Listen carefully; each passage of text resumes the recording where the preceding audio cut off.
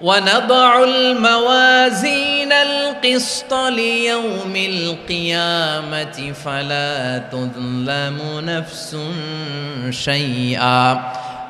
আমি কিয়ামতের দিন ন্যায়পরায়ণতার মানদণ্ড স্থাপন করব, যেটাকে আমরা মিজানের পাল্লা বলি। আল্লাহ বলেন ন্যায় বিচারের মানদণ্ড কিয়ামতের ময়দানে আমি আল্লাহ স্থাপন করব। সেদিন কারো প্রতি বিন্দু পরিমাণ, এক চুল পরিমাণ অবিচার করা হবে না, কোনো অবিচার করা হবে না। সেদিন সুশাসন হবে, সুবিচার হবে, ন্যায় পরায়ণতার সাথে বিচার হবে। আওয়াজ করে পড়েন আল্লাহু আকবার। তাহলে প্রিয় ভাইরা, যে তিনটি বিষয়ে আল্লাহ তাআলা আমাদেরকে আদেশ দিয়েছেন, তার প্রথমটা হচ্ছে আদালত, ইনসাফ, সুবিচার, ন্যায় বিচার। এটা আমরা চাই কি চাই না? বিশ্বনবী ন্যায় বিচার, ন্যায় পরায়ণতা, সুশাসন প্রতিষ্ঠিত করেন কি করেন নাই? আপনারা বিশ্বনবীর সিরাত যারা পড়েছেন, আপনি দেখবেন বিশ্বনবীর সিরাতের পরতে পরতে, বাঁকে বাঁকে, সিরাতের বাঁকে বাঁকে এই আদালতের নমুনা মেলে। সুবহানাল্লাহ বলেন। ছোট্ট একটা নমুনা রাসূল সাল্লাল্লাহু আলাইহি ওয়াসাল্লামের আসিরা আল আতরা থেকে ছোট্ট একটা নমুনা আপনাদের খেদমতে এখানে উপস্থাপন করি। বিশ্বনবী সাল্লাল্লাহু আলাইহি ওয়াসাল্লাম মক্কা বিজয় করলেন ৮ম হিজরিতে। মক্কা বিজয় শেষে তিনি কয়েক সপ্তাহ মক্কাতে অবস্থান করলেন। ইন দ্য মিন টাইম মক্কার একটা ভেরি প্রেস্টিজিয়াস অ্যান্ড ডিগনিফাইড ফ্যামিলির নারী চুরিতে ধরা পড়ল। কিসে ধরা পড়ল? সবাই বলেন কিসে? আমাদের সমাজে আসেনি এটা? আছে? ছোট না বড়? হ্যাঁ, হিসাব করে শেষ করা যায় না। ৩.৫ লাখ কোটি টাকা নাই উন্নয়ন প্রকল্পের নামে। উন্নয়ন প্রকল্পের নামে ৩.৫ লাখ কোটি টাকা নাই। ৩.৫ লাখ কোটি টাকা লিখতে পারবেন আপনি? এক টানে লিখতে পারবেন? বুঝতেছেন কত বড় সংখ্যা? হ্যাঁ, বনু মাখজুমিয়া গোত্রের এক নারী মক্কায় চুরিতে ধরা পড়ল। বলেন তো চুরি করলে বিধান কি? কি কাটতে হবে? চুরির বিধান হলো হাত কেটে দাও। তাও সেটা গোপনে নয়, প্রকাশ্যে জনসম্মুখে হাত কেটে দাও। বনু মাখজুমিয়া গোত্রের নারী যখন চুরিতে ধরা পড়ল, সাহাবারা চিন্তায় পড়ে গেলেন। সবেমাত্র মক্কার লোকেরা কালিমা পড়ে মুসলমান হয়েছে, ইসলামের আইন কানুন তেমন জানে না, ইসলামী শরিয়ার সাথে বেশি পরিচিত নয়। এখনই যদি বিশ্বনবী চুরির যেই বিধান এটা যদি কায়েম করে হাত যদি কেটে দেয়, না জানি মক্কার লোকেরা আবার বিগড়ে যায়, না জানি মক্কার লোকেরা আবার মুরতাদ হয়ে যায়, না জানি মক্কার লোকেরা ইসলাম থেকে দূরে সরে যায়। চলো চলো, সাহাবীরা মিলে পরামর্শ করলেন, চলো বিশ্বনবীর কাছে যে বলি, ও নবী, শুধু কেবলমাত্র একমাত্র এই নারীর জন্য চুরির হাত কাটার বিধানটা আপনি একটু থামিয়ে দেন। চুরির হাত কাটার যে বিধান এইখানে একটু রহিত করে দেন, বাকিগুলা কইরেন মদিনাতে যে চলবে, কিন্তু মক্কায় এবারের জন্য মাফ করে দেন। কিন্তু কে বলবে? এই যে পরামর্শ, সাজেশন, এটা কে দিবে বিশ্বনবীর কাছে? সাহাবারা চিন্তায় পড়ে গেলেন। আল্লাহর নবীর সামনে দাঁড়িয়ে আল্লাহর দেয়া হুদুদ, আল্লাহর দেয়া বিধান থামিয়ে দেওয়া, মাফ করে দেওয়া, এই কথা বিশ্বনবীর সামনে বলার সাহস তো কেউ রাখে না। কেউ কেউ বলল, বিশ্বনবীর পালক পুত্র যায়েদ বিন হারেসার সন্তান উসামারে বিশ্বনবী নাতির মতো আদর করে, বড্ড বেশি ভালোবাসে উসামারে। এজন্য সাহাবারা উসামাকে বলতো হিব্বু রাসূলিল্লাহ, বিশ্বনবীর ভালোবাসা। কি বলতো? সাহাবীরা বললেন বিশ্বনবীর ভালোবাসা হিব্বু রাসূলিল্লাহ, উসামারে পাঠাও। উসামারে বিশ্বনবী নাতির মতো স্নেহ করে, মায়া করে, ভালোবাসে। আমরা পারবো না, উসামা পারবে। সবাই মিলে ফুলিয়ে ফুসিয়ে ওসামাকে, ছোট্ট ওসামাকে রাজি করালো। ওসামা এমন এমন কথা যে তুমি বিশ্বনবীর কাছে বলতে হবে, পারবা নাকি? ওসামা বলে পারবো। সাইয়েদনা ওসামা রাদিয়াল্লাহু তাআলা আনহু তরুণ সাহাবী বিশ্বনবীর কাছে গেলেন, যে বললেন, নবী, বনু মাখজুমিয়া গোত্রের এক নারী চুরিতে ধরা পড়েছে, এবারের জন্য কি এই মহিলাটারে মাফ করে দিলে হয় না? এবারের জন্য একটু ক্ষমা করা যায় না নবী? বিশ্বনবী বলেন, আতাশফাউ ফি হাদ্দিম মিন হুদুদিল্লাহ, তোমার এত বড় সাহস উসামা, তুমি আল্লাহর হাত, আল্লাহর দেয়া বিধান, এটার ব্যাপারে সুপারিশ করতে এসেছো? তোমরা কি জানো তোমাদের আগে যত কওম, যত গোত্র, যত জনপদ ধ্বংস হয়েছে তার কারণ ছিল তাদের মধ্যে গরিবরা অন্যায় করলে তারা বিচার করত, আর ধনীরা অন্যায় করলে তারা মাফ করে দিত। খবরদার, ওয়া আইমুল্লাহ, লাউ আন্না ফাতিমাতা বিনতি মুহাম্মাদিন সারাকাত লাকাতা মুহাম্মাদুন ইয়াদাহা। বিশ্বনবী বললেন, ওরে ওসামা, বানু মাখজুমিয়ার ওই প্রেস্টিজিয়াস এন্ড ডিগনিফাইড ফ্যামিলির মেয়ে তো দূর কি বাত, অনেক দূরের কথা।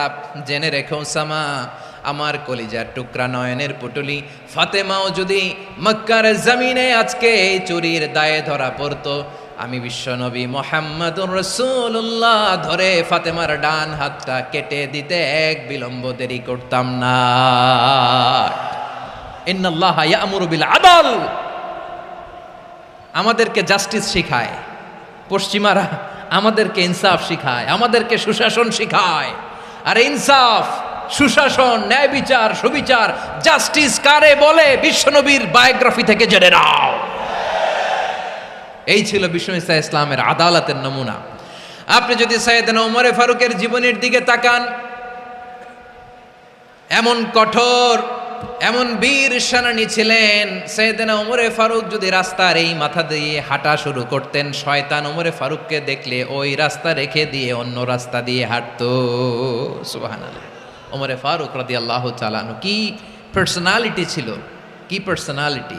আমাদের এলাকায় ছোট বাচ্চারা রাতে ভাত খেতে চায় না, আমার মেয়েটাও খেতে চায় না। এই এটা দিব, ওইটা দিব, আজকে মাহফিলে আসার সময় বলে দিছে লিস্ট করে এটা এটা আনতে হবে। তো ছোট্ট বাচ্চাদের অনেক বায়না থাকে, ওরা রাতে খেতে চায় না। তো মায়েরা বিভিন্ন ভয় দেখায়, এই বাঘ আসবে, বাঘ আসবে খাও, এই ভূত আসবে, ভূত আসবে খাও। আপনারা কি বলেন চট্টগ্রামে? কি আসবে? হ্যাঁ, ভূত, ভূত, ভূত আসবে, বাঘ আসবে, খাও খাও খাও, তাড়াতাড়ি খাও। তো বাচ্চারা এগুলো শুনে ভয়ে খেতে শুরু করে। মদিনার জমিনেও একই ঘটনা ঘটতো। মদিনার ছোট্ট ছোট্ট সোনামণিরা খেতে চাইতো না। তো মায়েরা বলতো, হা হুয়া ইয়াতি উমর, হা হুয়া ইয়াতি উমর, ওই যে উমর আসতেছে, উমর। ওমরে ফারুকের কথা শুনলে বাচ্চারা একেবারে ঠান্ডা। সুবহানাল্লাহ পড়বেন না? প্রভু তুমি বলেছ রাসূল দেবে না, বলনি দেবে না ওমর, বলনি দেবে না হামজা তারিক, খালিদ বিজয় সমর। প্রভু তুমি বলেছ রাসূল দেবে না, বলনি দেবে না ওমর, বলনি দেবে না হামজা তারিক, খালিদ বিজয় সমর। প্রভু তুমি বলেছ রাসূল দেবে না। আল্লাহু আকবার। ওমরে ফারুক রাদিয়াল্লাহু তাআলা আনহু, ওনার কথা শুনলে গায়ের মধ্যে গুজবাম হয়, গায়ের পশমগুলো দাঁড়িয়ে যায়। সুবহানাল্লাহ বলেন। কি পার্সোনালিটি ছিল, কি ব্যক্তিত্ব ছিল। মুনাফিকরা ওমরে ফারুককে জমের মতো ভয় পেতেন। শয়তান, খুদ শয়তান এই রাস্তা দিয়ে আসলে শয়তান অন্য রাস্তা দিয়ে হাঁটতো। ওমরে ফারুক রাদিয়াল্লাহু তাআলা আনহুর জীবনে যদি দেখেন, তাহলে সেখানে আপনি আদালতের, ইনসাফের, সুশাসনের, জাস্টিসের নমুনা দেখতে পাবেন। কয়টা শুনবেন? সাইয়েদনা ওমরে ফারুকের রাদিয়াল্লাহু তাআলা আনহুর সন্তান আব্দুর রহমান মিশরে মদ খেয়ে মদ্যপ অবস্থায় ধরা পড়েছে। মদ খাওয়ার কারণে, মদ যদি কেউ পান করে আর যদি প্রমাণিত হয়, তার বিচার হলো 80 বেত। আওয়াজ করে বলেন কয় বেত? বাংলাদেশেও তো এই আইন আছে নাকি? বাংলাদেশে আছে? হ্যাঁ, মদ খাইলে 80 বেত, এই আইন বাংলাদেশে চালু হোক। আমরা চাই কি চাই না? চাই সবাই। এজন্যই তো ইসলাম ভাল লাগে না। ইসলামকে ভাল লাগে না। ইসলামকে আউট করে রাখতে পারলেই তো এরকম বড় বড় বোতল খাওয়া যায়। একেবারে সহজ, পানির মতো সহজ, হিসাব একেবারে সহজ। ওমরে ফারুক রাদিয়াল্লাহু তাআলা আনহুর ছেলে ভুল করে মদ পান করে ফেলেছিলেন। আব্দুর রহমান, ঘটনা ঘটেছে মিশরে। মিশরের গভর্নর তখন আমর ইবনুল আস রাদিয়াল্লাহু তাআলা আনহু। আব্দুর রহমানের ভাই যে গভর্নরকে বলল, গভর্নর যদি একটু দয়া করেন, খলিফার ছেলে আমার ভাই আব্দুর রহমান মদ্যপ অবস্থায় ধরা পড়েছে, জনসম্মুখে যদি আপনি বেত্রাঘাত করেন আমাদের প্রেস্টিজ থাকে না, যদি 80 বেত আপনি মারেন আমার কোনো কথা নাই, কিন্তু ঘরের ভেতরে মারেন। আব্দুর রহমানের ভাইয়ের সুপারিশ শুনে সাইয়েদনা আমর ইবনুল আস রাদিয়াল্লাহু তাআলা আনহু রাজি হয়ে গেলেন। ঘরের ভেতরে লোকচক্ষুর আড়ালে 80 বেত তিনি মানলেন।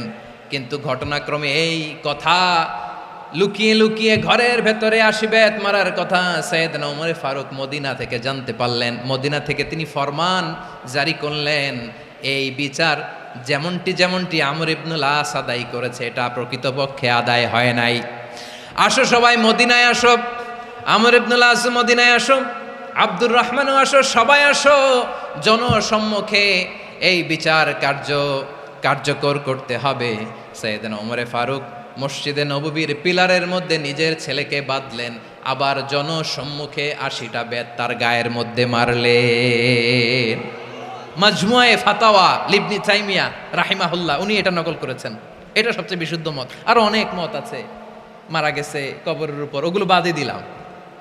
কেমন খলিফা ছিলেন, কেমন খলিফা! পশ্চিমারা তোমরা জাস্টিস আমাদেরকে শেখাও, ইনসাফ কারে বলে সুশাসন আমাদেরকে তোমরা শিখাও। ওমর ফারুক রাদিয়াল্লাহু তাআলা ওই বিচারকে তিনি ধর্তব্য মনে করেন নাই। মদিনাতে এনে আবার জনসম্মুখে আবার ৮০ বেত মেরেছেন।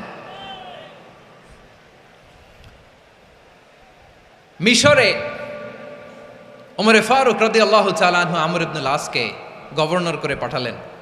সেখানে আমর ইবনুল আসের ছেলে একটা প্রতিযোগিতায় রানার আপ হয়েছে। এক মিশরি সেখানে চ্যাম্পিয়ন হয়েছে। রানার আপ বুঝতে পেরেছেন তো? রানার আপ সেকেন্ড হয়েছে, এক মিশরি হয়েছে চ্যাম্পিয়ন প্রথম। কিন্তু গভর্নরের ছেলে ও জিততে পারে নাই। ও রাগে ওই মিশরির গায়ের মধ্যে কয়েকটা লাঠি দিয়ে বাড়ি মেরেছে। মিশরি যে মদিনাতে ওমরে ফারুকের কাছে বিচার দিলেন, আপনার গভর্নরের ছেলে অন্যায়ভাবে আমার গায়ে হাত তুলেছে। সাইয়েদনা ওমরে ফারুক আবার ফরমান জারি করলেন, আসো মদিনাতে আসো। মিশরীকে ডাকলেন। ওই মিশরের গভর্নর আমর ইবনুল আস রাদিয়াল্লাহু তাআলা আনহুকে ডাকলেন, তার ছেলেকেও ডাকলেন। সবাই বসে রইল। আমর ইবনুল আস রাদিয়াল্লাহু তাআলা আনহু মাথা নিচু করে বসে আছেন, লজ্জায় কাচুমাচু। হায় হায়, আজকে আমার ছেলের কারণে আমিরুল মুমিনিন খলিফাতুল মুসলিমিন ওমরে ফারুকের কাছে আমি জনসম্মুখে লজ্জিত হচ্ছি। সাইয়েদনা ওমরে ফারুক বললেন, এই নাও লাঠি, গভর্নরের ছেলে তোমার মাথার মধ্যে যতগুলো বাড়ি মেরেছে, আজকে জনসম্মুখে তুমি অতগুলা বাড়ি মারো। মিশরি বলে, থাক, আপনি যে ডেকে আনছেন সবার সামনে এটা বলছেন, এতেই আমি খুশি। আল্লাহু আকবার! আপনার মহানুভবতা দেখে আমি খুশি, আর অপমানের দরকার নাই। ওমরে ফারুক বলে, না, খবরদার, এই কথা মিশরি তুমি বলো না, মারো, যতগুলা বাড়ি মেরেছে মারো। বাধ্য হয়ে মিশরি আমর ইবনুল আসের সামনে ওনার কলিজার টুকরা সন্তানের মাথার মধ্যে বাড়ি মারতে আরম্ভ করলেন। ঠিক যতগুলা বাড়ি গভর্নরের ছেলে আমর ইবনুল আসের ছেলে মিশরির গায়ে মেরেছিল, মাথায় মেরেছিল, মিশরি গুনে গুনে ততটা মারলেন। এই দৃশ্য দেখে ওমরে ফারুক রেগে মেগে আগুন, রাগের চোটে রাগ সামলাতে না পেরে আর নিজেকে সামলাতে না পেরে মিশরিরে বললেন, ছেলেরে মারা শেষ হয়ে গেলে এবার বাবার টাক মাথার মধ্যে কয়েকটা বাড়ি মার। রাগের চোটে, আউট অফ অ্যাঙ্গার, রাগের চোটে, যে আমার পাঠানো গভর্নর আমর ইবনুল আস তার ছেলেকে কেন আদব তারবিয়া কেন শিক্ষা দিতে পারে না। ছেলেরে মারা হইলে এবার আমর ইবনুল আসের মাথার মধ্যে দুইটা মারো। এটা রাগে বলেছেন, এটা শাস্তি হিসেবে না। সুবহানাল্লাহ পড়ে। তোমরা আমাদেরকে সুশাসন শিখাও, আমাদেরকে সুশাসন শিখাও। বিশ্বনবী বলেন, আদল এটা যেন তেন বিষয় না, এটা দিয়েই মানবিক সমাজ গড়তে হবে। আল্লাহ তাআলা কিয়ামতের কঠিন ময়দানে, যেদিন স্বামী স্ত্রীকে চিনবে না, স্ত্রী স্বামীকে দেখে পালিয়ে যাবে, বন্ধু বন্ধুরে চিনবে না, পীর সাহেব মুরিদরে চিনবে না, মুরিদ পীর সাহেবরে চিনবে না, দলের কর্মী তার নেতারে চিনবে না, নেতা তার কর্মীরে চিনবে না, বন্ধু বন্ধুরে দেখে পালাবে। এই কঠিন মুহূর্তে সূর্যটা মাথার কাছে চলে আসবে, জমিনটা তামার জমিন হবে, আজকের জমিনের মতো নয়। মানুষ ঘর্মাক্ত, ক্লান্ত, শ্রান্ত মাথার মগজগুলো কানের ছিদ্র আর নাকের ছিদ্র দিয়ে বেয়ে বেয়ে পড়বে। বিশ্বনবী ফরমান, কিয়ামতের ওই কঠিন ময়দানে 7 শ্রেণীর ব্যক্তিকে রব্বুল আলামিন তার আরশের নিচে ছায়া দিবেন। তার মধ্যে প্রথম শ্রেণীর ব্যক্তি হলো ইমামুন আদিল। ইমামুন আদিল, ন্যায়পরায়ণ শাসক, যে ইনসাফের সাথে বিচার করে, যে জাস্টিস সমাজে সার্ভ করে, যে সুশাসন নিশ্চিত করে, ওই ইমামুন আদেল। আদেল শব্দটা বুঝছেন না? ইন্নাল্লাহা ইয়া'মুরু বিল আদ, পাইছেন? আদেল। 7 শ্রেণীর ব্যক্তিকে আল্লাহ তাআলা সুশীতল আরশের নিচে ছায়া দিবেন, যেদিন তার দেয়া ছায়া ছাড়া কোনো ছায়া থাকবে না। এর প্রথম হচ্ছে ইমামুন আদেল, ন্যায়পরায়ণ শাসক। চিল্লায় বলেন সুবহানাল্লাহ। আবার বিশ্বনবী বললেন, ইন্নাল মুকসিতিনা ইনদাল্লাহি আলা মানাবিরা মিন নূর আন ইয়ামিনির রহমান। কিয়ামতের দিন যারা ন্যায়পরায়ণ হিসেবে আল্লাহর সামনে দাঁড়াবে, কিয়ামতের দিন রব্বুল আলামিন তার আরশের ডান দিকে ওই ন্যায়পরায়ণ লোকদের জন্য আরশের ডান দিকে একটা নূরের মিম্বারে তাদেরকে বসার সুযোগ করে দিবে। আল্লাহর আরশের ডান দিকে ন্যায়পরায়ণ লোকদের জন্য আল্লাহ তাআলা নূরের মিম্বার বানাবে। 4টে কেন কথা মনে করেছেন? আল আদাল, জাস্টিস। ইন্নাল্লাহা ইয়া'মুরু বিল আদল। আল্লাহ তাআলা এই আদালতের নির্দেশনা দেয়, সুবিচার, সুশাসন। প্রিয় ভাইয়েরা, এটা আমরা বাংলাদেশে চাই কি চাই না?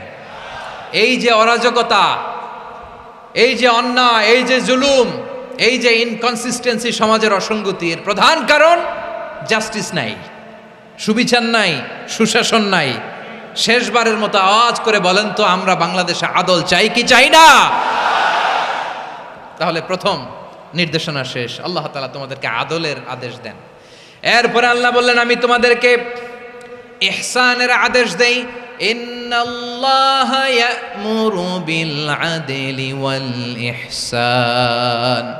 আমি তোমাদেরকে যেমনি আদলের নির্দেশনা দেই, তেমনি ভাবে তোমাদেরকে ইহসানের নির্দেশনা দেই। ইহসান, আওয়াজ করে সবাই বলেন তো ইহসান। সবাই বলেননি? সবাই বললে এতটুকু আওয়াজ হবে আমি বিশ্বাস করি না। আওয়াজ করে বলুন আল ইহসান।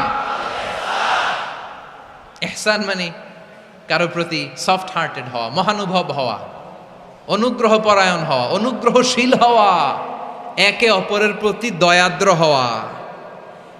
একে অপরের প্রতি দয়াদ্র, অনুগ্রহশীল হওয়া ছাড়া মানবিক সমাজ কশিনকালেও গঠন করা সম্ভব না।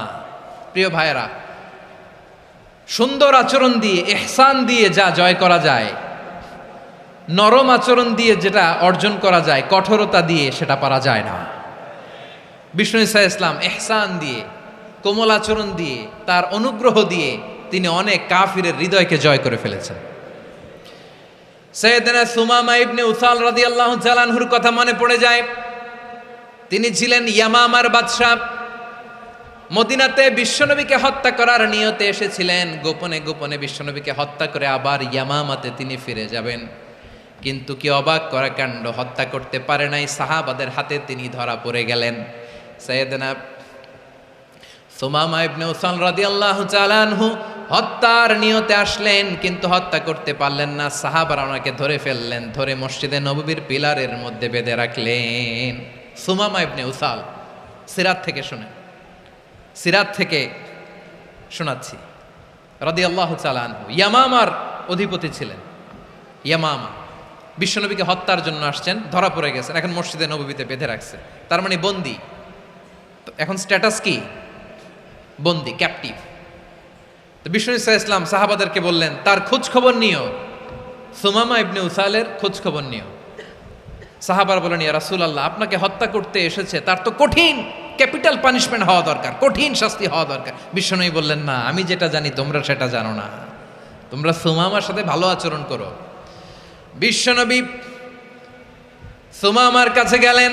প্রথম দিন যে তিনি কালেমার দাওয়াত দিলেন, ইমানের দাওয়াত দিলেন, ইসলামের দাওয়াত দিলেন, রিসালাতের দাওয়াত দিলেন, আখিরাতের দাওয়াত দিলেন। পরের দিন যে বিশ্বনবী সালাতের দাওয়াত দিলেন, যাকাতের দাওয়াত দিলেন, ইসলাম কি, কিভাবে, কেমন করে পালন করতে হয় চমৎকার আর্টিকুলেট করতে শুরু করলেন। তন্ময় হয়ে সুমামা ইবনে উসাল রাদিয়াল্লাহু তাআলা আনহু বিশ্বনবীর কথাগুলো শুনতে আরম্ভ করলো। একদিন নয়, 2 দিন নয়, টানা 3 দিন বিশ্বনবী সুমামার কাছে ইসলামকে প্রেজেন্ট করেছেন, উপস্থাপন করেছেন। আওয়াজ করে বলেন, কয় দিন? 3 দিন। 3 দিন মসজিদে নববীতে বাধা। আর সাহাবীদেরকে বললেন, তার খোঁজ খবর নিও, তোমরা যে রুটি বানাও এর মধ্যে সবচেয়ে ভালো আটার রুটিটা তারে দিও, সবচেয়ে রিফাইন্ড খেজুর, যেটা পিওর খেজুর, এটা তারে দিও। আর বিশ্বনবী নিজের উট থেকে দুধ দহন করে ওনার বাড়ির এক কর্মচারীকে বলেছেন দুধ দহন করে সুমামার জন্য নিয়ে যেও। সুবহানাল্লাহ পড়বেন না? সবাই তো অবাক, ইয়ামামা থেকে আসছে নবীকে হত্যা করতে, বিশ্বনবী দেখে তারে জামাই আদর করে, তাকে মজার মজার খাবার দিও, দুধ দিও, আদর আপ্যায়ন করো।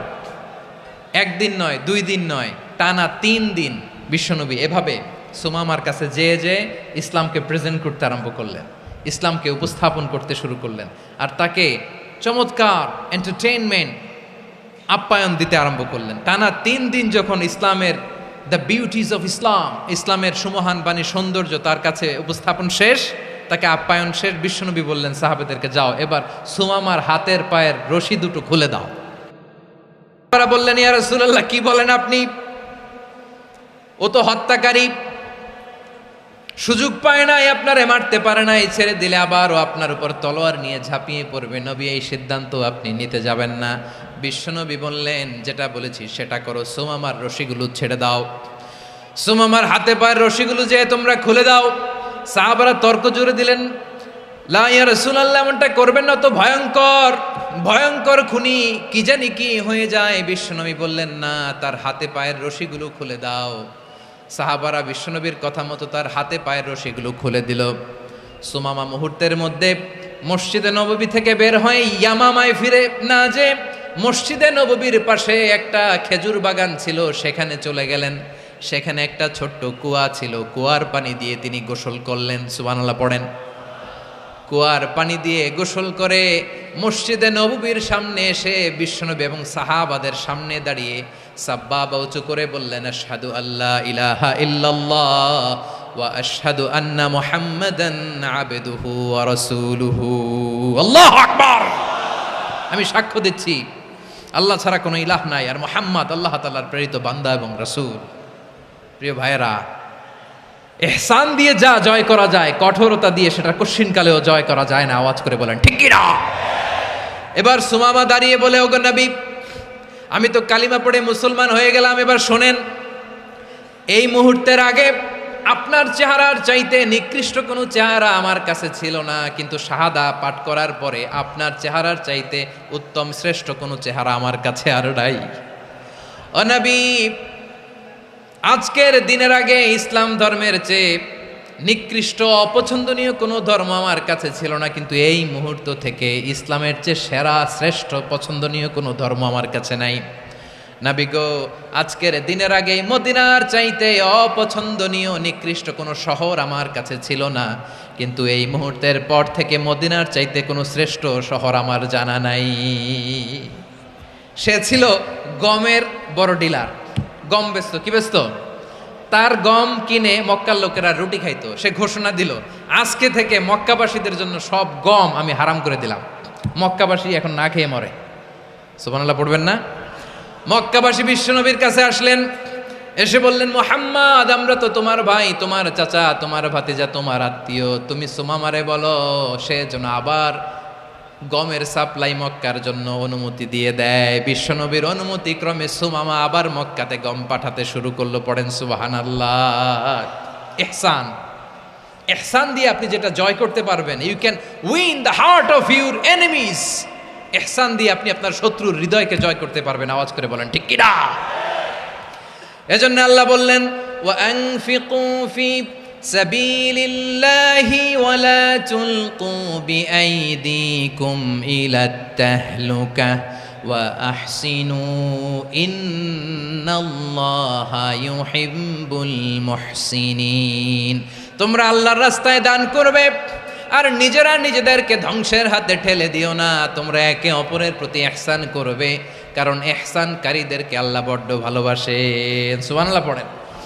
আবার সূরা রহমানে আল্লাহ বললেন, হাল জাযাউল ইহসানি ইল্লাল ইহসান ফাবিআইয়ি আলা, সবাই পড়েন, ফাবিআইয়ি আলাই রাব্বিকুমা তুকাযযিবান। ইহসানের প্রতিদান হিসেবে ইহসানি হয়। বিশ্বনবী সুমামার প্রতি যেমন ইহসান করেছেন, সুমামাও ঠিক তেমন ইহসান ফিরিয়ে দিয়েছে। ঠিক কিনা বলেন? তাহলে 1 নম্বরে হচ্ছে আদ, ন্যায় বিচার। 2 নম্বরে সবাই বলেন ইহসান, সদাচরণ। ইহসান দুই ধরনের প্রিয় ভাইরা, ইহসান ফিল ইবাদা, ইহসান ফিল মুআমালা।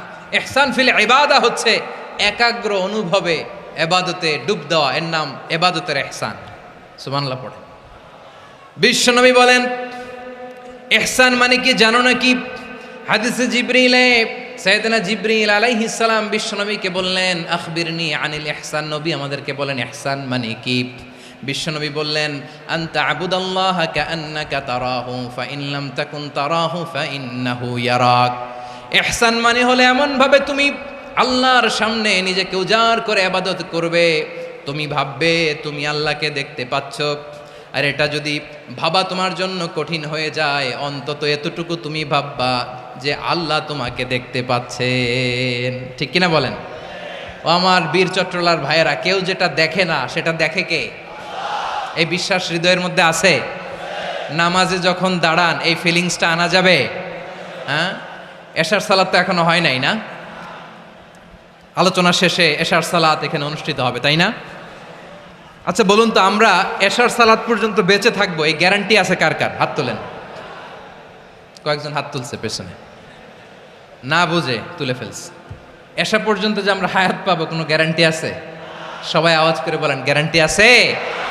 গ্যারান্টি নাই। এই জন্য বিষ্ণু ইসলাম বলেছে এমন ভাবে নামাজে দাঁড়াও, ইবাদত করো, মনে করো হতে পারে এটাই আমার জীবনের শেষ নামাজ। পারফর্ম দ্য সালাহ as if this is your last and final prayer. এমন ভাবে সালাতে দাঁড়াও, ভাবো হতে পারে এটাই তোমার জীবনের শেষ নামাজ। এমন ভাবে নামাজে দাঁড়াও, ভাবো এটাই শেষ নামাজ। তাহলে নামাজে একাগ্রতা বাড়ায় দিবে কে? ফলে ইবাদতের ইহসান আমাদের অর্জিত হবে। আর মুআমালাতে ইহসান হলো, বিশ্বনবী বলেন ইন্নাল্লাহা তাবারাকা ওয়া তাআলা কাতাবাল ইহসানা আলা কুল্লি শাই ফাইদা কাতালতুম ফাআহসিনুল কিতলা ওয়া ইযা যাবাহতুম ফাআহসিনুয যাবহা ওয়ালিয়ুহিদ্দা আহাদুকুম শাফরাতাহু ওয়ালিয়ুরিহ যাবিহাতাহু। ইহসান দুই ধরনের, আওয়াজ করে বলতে হবে। কয় ধরনের? সবাই বলুন আওয়াজ করে, কয় ধরনের? একটা হচ্ছে ইহসান ফিল ইবাদা, ইবাদতে ইহসান। ইবাদতে ইহসান কি? একাগ্র অনুভব দিয়ে ইবাদত করা, মন প্রাণ দিয়ে ইবাদত করা। আর মুআমালাতে ইহসান কি? সব কাজে, দৈনন্দিন কাজে, কর্মে, সামাজিক অ্যাক্টিভিটিতে কোমলতা প্রদর্শন করা, অনুগ্রহের সাথে সবকিছু করা। আল্লাহ তাআলা ইন্নাল্লাহা তাবারাকা ওয়া তাআলা কাতাবাল ইহসানা আলা কুল্লি শাই, তিনি সব কিছুর ব্যাপারে ইহসানকে আবশ্যক করেছেন। সব কিছুতে মুমিনের সব কাজে ইহসানের পরশ থাকবে। ওয়া ইযা কাতালতুম ফাহসিনুল কিতলা, বিশ্বনবী বলেন তুমি যখন কাউকে হত্যা করো ইহসানের সাথে করো। সুবহানাল্লাহ পড়বেন না? যখন হত্যা করো তখনও ইহসানের সাথে। আচ্ছা হত্যা করবো আবার ইহসান আসবে করতে করে, তো মেরেই ফেলবো আমি। আল্লাহ, ও ভাই একজন খুন করেছে, খুনি, রাষ্ট্রীয় আইনে তার শাস্তি হয়েছে ডেথ পেনাল্টি, মৃত্যুদণ্ড। এখন মৃত্যুদণ্ড দেখে আপনি যেমনি মন চায় তেমনি মারবেন লোকটারে? ওর নাক কেটে ফেলতে পারবেন? ওর কান কাটতে পারবেন? ওর চোখ উপড়ে ফেলতে পারবেন আপনি? যেমন মন চায় তার অঙ্গহানি করা যাবে না। ইহসানের সাথে তাকে হত্যা করো। সুবহানাল্লাহ, this is Islam, this is the true essence of Islam. ওয়া ইযা যাবাহতুম ফাহসিনুয যাবহা, যখন জবাই করবে তখনও ইহসানের সাথে জবাই করো। করব জবাই, ওইখানেও নাকি ইহসান। আচ্ছা কুরবানির দিন আমরা পশুগুলোরে কি করি বলেন সবাই আওয়াজ করে? জবাই। জবাই মানে তো এটার মেরেই ফেলতেছি, একটু পরে তো টুকরো টুকরো করে গোশতগুলো খাবো, এটা তো খাবো, এটা তো মেরেই ফেলবে। বিষ্ণু বলে না, জবাইয়ের মধ্যেও মুমিনের জবাইয়ের ভেতরেও ইহসানের পরশ থাকা চাই। যখন জবাই করবে প্রাণীটাকে হাত পা টাইট করে বেঁধে নাও, ছুরিটাকে শার্পেন করে নাও, ধারালো করে নাও, যাতে অল্প সময়ে জবাইটা হয়ে যায়, প্রাণীটা যাতে কম কষ্ট পায়। সুবহানাল্লাহ পড়ে। দিস ইজ কল্ড ইহসান। ইহসান আল্লাহ তাআলা যেমনি আদলের আদেশ করেছেন, ন্যায় বিচার, জাস্টিস এনশিওর করতে বলেছেন, সমাজে ইহসানের ব্যবহার, ইহসানের অনুশীলন তিনি করতে বলেছেন। এজন্য মুমিনের প্রতিটি কাজে, আমার চট্টগ্রামের ভাইয়েরা আমার দিকে তাকান, খেয়াল করে শুনুন, মুমিন জীবনের প্রতিটি কাজে ইহসানের পরশ থাকা চাই। আমরা যেন আমাদের পরিবারের প্রতি ইহসান করি, আমরা যেন আমাদের কর্মচারীদের প্রতি ইহসান করি, আমরা যেন আমাদের কলিগদের প্রতি ইহসান করি, আমরা যেন আমাদের ভাইদের প্রতি ইহসান করি। মুমিন জীবনের প্রতি কাজে ইহসানের পরশ থাকার দরকার আছে না নাই?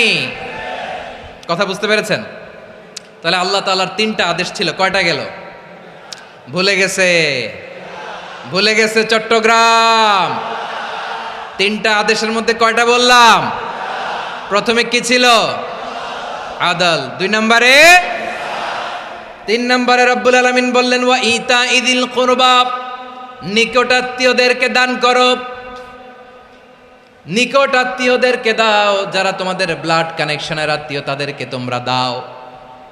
এখানে জেনারেলি বললেন দাও, কি দিব সেটা তিনি এখানে বলেন নাই, সেটা তিনি সূরাতুল ইসরার মধ্যে বলেছেন। আল্লাহ বলেন ওয়া আতিযাল কুরবা হাক্কাহ, নিকটাত্মীয়দেরকে তাদের অধিকার, তাদের প্রাপ্য তোমরা বুঝিয়ে দাও।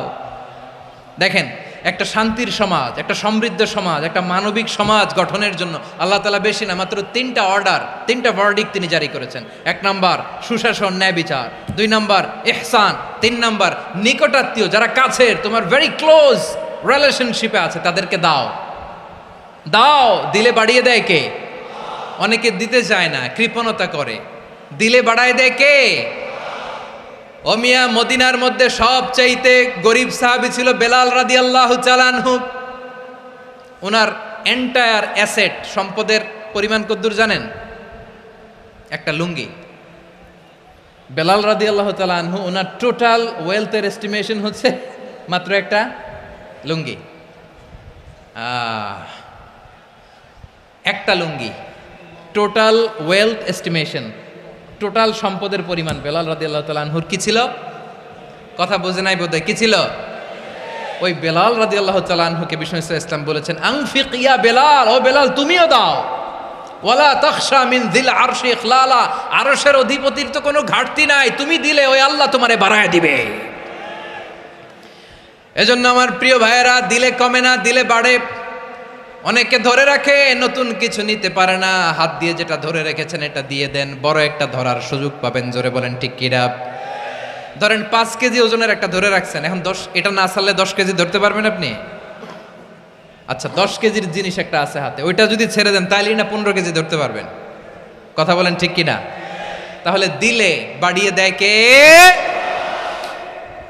রব্বুল আলামিন বললেন 3 নাম্বার আদেশ হলো তোমাদের প্রতি সমাজটারে কেমন করে মানবিক সমাজ, সুন্দর সমাজ গড়বা।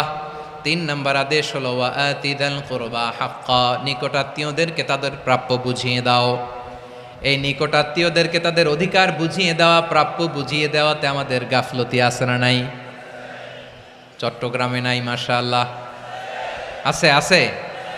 অনেকে দেখবেন অনেক আল্লাহওয়ালা, তাহাজ্জুদ গুজার, সেজদা দিতে দিতে কপালে কালো দাগ ফেলে দিছে, সে তার বোনের হকটা আদায় করে নাই। আছে না নাই? হ্যাঁ, এখানেও আছে। সর্বনাশ। অনেক বড় হাজী সাহেব, বিশাল লম্বা দাড়ি, ছেলেরে সব দিয়ে দিছে, মেয়েরে কিছু দেয় নাই, মেয়ের হক আদায় করে নাই। আছে না নাই? এই হাজী সাহেবেরা, এই আল্লাহওয়ালারা কিয়ামতের ময়দানে আটকে যাবে। আপনি অন্যের অধিকার নষ্ট করেছেন, তাদের রাইটসকে ভায়োলেট করেছেন। এজন্য আল্লাহ তাআলা বলেন, কারো অধিকার যদি কেউ নষ্ট করে, ওই সমাজটা মানবিক সমাজ কঠিনকালেও হতে পারে না। এজন্য 3 নম্বর আল্লাহ বললেন ওয়া ইতা ইদিল কুরবা, নিকটাত্মীয়দেরকে দাও। কি দিবা? তাদের অধিকার দিয়ে দাও। বোনের অধিকার বুঝিয়ে দাও, মেয়ের অধিকার বুঝিয়ে দাও, ফুফুর অধিকার বুঝিয়ে দাও। দেখবেন অনেক মায়েরা ছেলের পাতে মুরগির রান দেয়, মেয়ের পাতে দেয় মুরগির ঠ্যাং। এরকম আছে না নাই?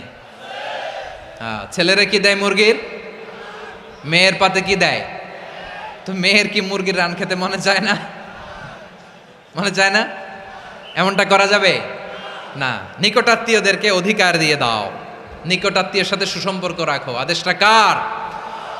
এজন্য প্রিয় ভাইয়েরা, জীবনে যদি বারাকা অর্জন করতে চান, নিকটাত্মীয়দের সাথে সুসম্পর্ক রাখতে হবে, তাদের জন্য উপহার পাঠাতে হবে। বিশ্বনবী বলেন লা ইয়াদখুলুল জান্নাতা কাতে, যে ব্যক্তি আত্মীয়তার সম্পর্ককে ছিন্ন করে দেয়, সে কঠিনকালেও আল্লাহর জান্নাতে ঢুকবে না। আপনি কি এটারে সহজ হাদিস মনে করছেন? এটা সহজ কথা? আপনি ভাবছেন আপনার নামাজ আপনারে বাঁচাতে পারবে, আপনার রোজা বাঁচাতে পারবে, আপনার তাহাজ্জুদ আপনারে বাঁচাতে পারবে? আপনি অধিকার নষ্ট করলে কিছুই আপনারে বাঁচাতে পারবে না। এজন্য নিকট আত্মীয়দেরকে দিতে হবে বেশি বেশি। বিশ্বনবী বলেন, ইন্না সাদাকাতা আলাল মিসকিনি সাদাকা ওয়া আলা যির রাহিমি ইসনাতান সাদাকাতুন ওয়া সিলা। মিসকিন রে দান করলে শুধু দানের সওয়াব হয়, নিকট আত্মীয়কে দান করলে দুইটার সওয়াব হয়, সাদাকার সওয়াব হয়, আবার আত্মীয়তার বন্ধন অটুট রাখার সওয়াব হয়ে যায়। আবার বিশ্বনবী বললেন, মান সাররাহু আইয়ুবসাতা লাহু ফি রিজকিহি ওয়া ইউনসা লাহু ফি আসারিহি ফালইয়াসিল রাহিমা। যে ব্যক্তি তার রিজিকের প্রশস্ততা চায় আর হায়াতে বরকত চায়, সে যেন তার আত্মীয়ের সাথে সুসম্পর্ক রাখে। আমার প্রিয় চট্টলার ভাইয়েরা, আমাদের রিজিক বাড়ুক, এটা আমরা চাই কি চাই না? সবাই চান? হ্যাঁ, আমাদের রিজিকে প্রশস্ততা আসুক, চাই কি চাই না? আমাদের হায়াতে বরকত আসুক, আমরা চাই কি চাই না? এই দুইটা যদি চান তাহলে নিকট আত্মীয়দের সাথে সুসম্পর্ক রাখবেন, পারবেন? তাহলে সমাজটারে মানবিক সমাজ বানায় দিবে কে? তিনটা আদেশ চলে গেল। কয়টা? আওয়াজ করে বলেন। 1 নম্বরে কি ছিল? 2 নম্বরে, 3 নম্বরে নিকট আত্মীয়দেরকে দান। আপনাদেরকে আরো শোনার আগ্রহ আছে? আপনাদের মনোযোগ আছে না গেছে? কষ্ট হচ্ছে না? মাশাআল্লাহ, মাশাআল্লাহ। তাকবীর পড়ুন, লিল্লাহে তাকবীর।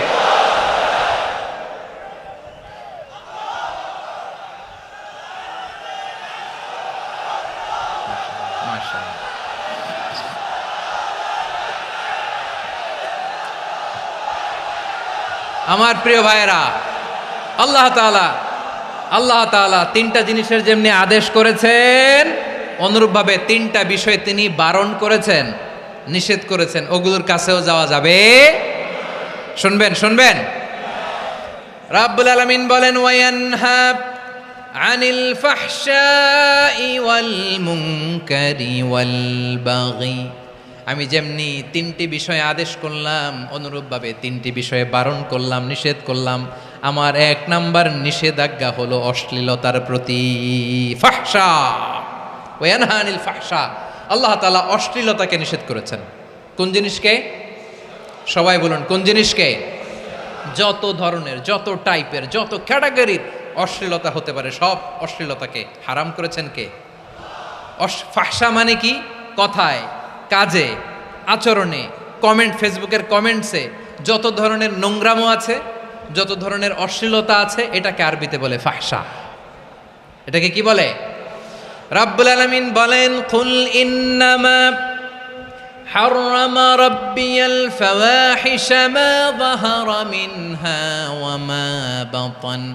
ও নবী, আপনি বলে দেন, আমার রব প্রকাশ্য, অপ্রকাশ্য, স্পষ্ট কিংবা অস্পষ্ট, দৃশ্যমান কিংবা অদৃশ্যমান সব অশ্লীলতাকে হারাম করেছেন। সব ধরনের অশ্লীলতা হারাম, সব ধরনের।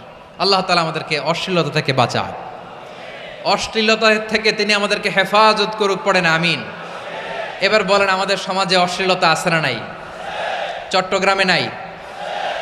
আমি কই নাই, ওনারা বলে আছে। দেখছেন, আমি সামহাও বাঁচায় দেওয়ার ট্রাই করতেছি, ওনারা বলে আছে। অশ্লীলতা নানা ভাবে, নানা নামে, নানা মোড়কে আমাদের সমাজে আছে না নাই? সংস্কৃতির নামে, ফ্যাশনের নামে, বিনোদনের নামে, উপন্যাসের নামে, কনসার্টের নামে অশ্লীলতা আছে না নাই? আপনি দেখেছেন কনসার্টগুলোর অবস্থা? এই যে আতিফ আসলাম যে আসছে আমাদের দেশে, তারপর কে কে আসছে, আমাদের তরুণ তরুণীরা, আমাদের যুবক যুবতীরা, আমাদের জেনজিরা, কি অবস্থা ওইখানে? হ্যাঁ, কি অবস্থা? কে বাঁচাবে ওদের?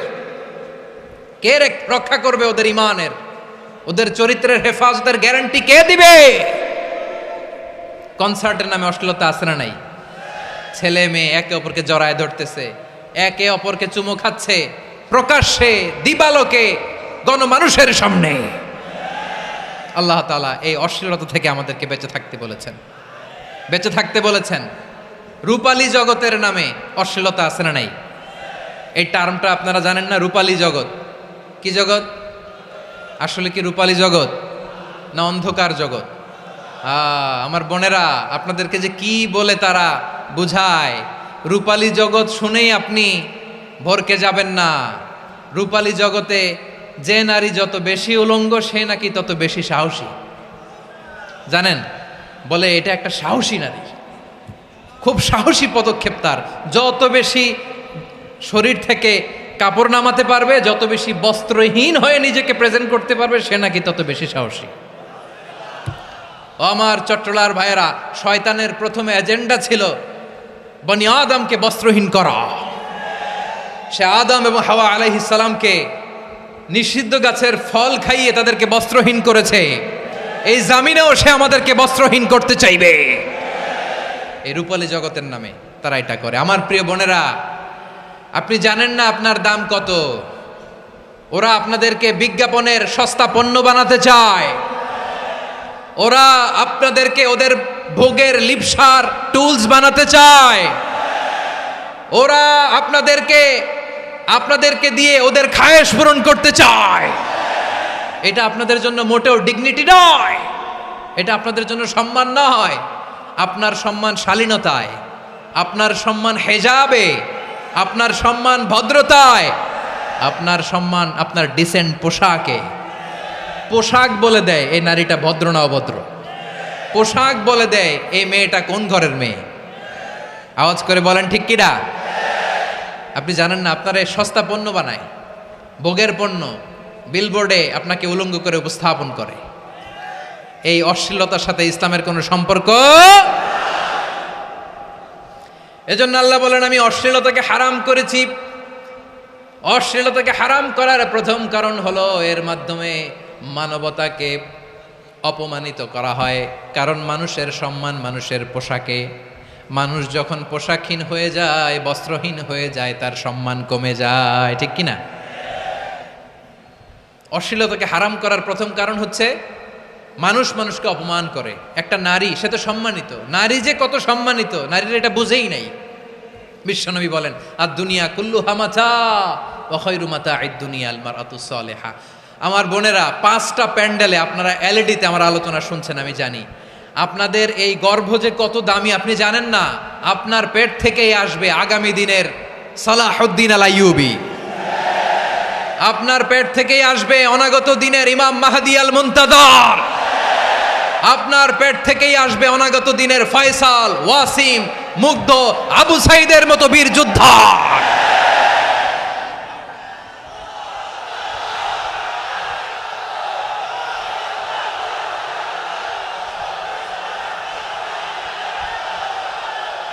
আমার প্রিয় বোনেরা, আমার প্রিয় বোনেরা, বিশ্বনবীর কথার ওজন খেয়াল করেন। আর দুনিয়া কুল্লুহা মাতা ওয়া খায়রু মাতা'আদ দুনিয়া আল মারআতুস সালিহা। দুনিয়ার সবকিছুই অ্যাসেট, এর মধ্যে সবচেয়ে দামি অ্যাসেট নেককার নারী। আপনার গর্ভ যে কত দামি আপনি জানেন না। নিজের সময়টাকে কাজে লাগান, কোরআন পড়েন, সুন্নাহ পড়েন। আপনার অনেক দায়িত্ব ঘরে। You are the MD of your family. একটা family it's a very big institution. পরিবার একটা অনেক বড় প্রতিষ্ঠান। And you are the MD of your institution. আপনি এই পরিবারের MD, managing director of your family. এখানে আপনার কত দায়িত্ব। আপনি ছেলেমেয়েদেরকে তারবিয়া করবেন। আপনি আপনার স্বামীর জন্য ঘরটারে জান্নাতের নীর বানাবেন। আপনার জন্য জান্নাতের ডুপ্লেক্স বাড়ি ওইখানে তৈরি করে রাখবে কে? আপনি যে কত দামি আপনি জানেন না। নারীদেরকে আল্লাহ বানিয়েছেন উচ্চতর করে, নিম্নতর নয়। নারীদেরকে ছোট্ট জিনিস দিলে এটার বড় করে দেয়। নারীদেরকে ভ্রূণ দিলে, শুক্রাণু দিলে নারী এটারে বাচ্চা হিসেবে উপহার দেয়। ঠিক কিনা? বিয়ের মাধ্যমে স্বামী যখন তার শুক্রাণু তার স্ত্রীকে উপহার দেয়, স্ত্রী রিটার্নে কি উপহার দেয়? ফুল ফর্ম বেবি, মানব সন্তান। দেখছেন, আপনি দিলেন একটুকুনি, দিছে বিশাল। আপনি যদি নারীকে বাজার এনে দেন, নারী এটাকে সুস্বাদু খাবারে রূপান্তর করে দেয়। আপনি তাকে একটা মুচকি হাসি দিয়ে দেন, সে তার কলিজা দিয়ে দেয়। কিন্তু যদি আপনি তার মনে কষ্ট দেন, সে আপনার জীবনকে জাহান্নাম বানায়া দেয়। খবর আছে, নারীর মন বুঝতে পারলে নেয়ামত, বুঝতে না পারলে কিয়ামত। ঠিক কিনা বলেন? আমার প্রিয় বোনেরা, আপনি যে কত দামি আপনি জানেন না। জানেন না আপনি কত দামি, অনেক দামি আপনি। আপনাদেরকে যেন ভোগের সস্তা পণ্য বানাতে না পারে, আপনাদেরকে সচেতন থাকতে হবে, সজাগ থাকতে হবে, কনসার্ন থাকতে হবে। শয়তানের ওই হাতছানির দিকে আর নজর দেওয়া যাবে না।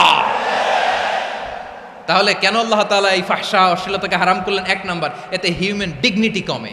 দুই নাম্বার, এতে মানুষের অধিকার নষ্ট হয়। আপনি বিয়ে করেছেন, এরে পরকিয়া করেন, ওর সাথে এরকম আছে না নাই?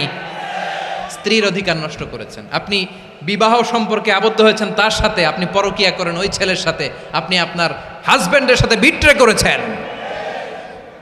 এজন্য আল্লাহ অশ্লীলতাকে হারাম করেছেন। অশ্লীলতাকে হারাম করার আরেকটা কারণ হচ্ছে আল্লাহ তাআলা এই হিউম্যান জেনারেশনকে এটাকে প্রিজার্ভ করতে চায়। হিফজুন নাসল, এটা মাকাসিদুশ শরিয়ার অনেক গুরুত্বপূর্ণ একটা মাকাসিদ, অনেক গুরুত্বপূর্ণ। আপনার নাসল, আপনার জেনারেশনকে সংরক্ষণ করা। এই যে আসতেছে ফেব্রুয়ারি, কত ফেব্রুয়ারি জানো? এটা কি বিশ্ব ভালোবাসা দিবস? হ্যাঁ, কি দিবস?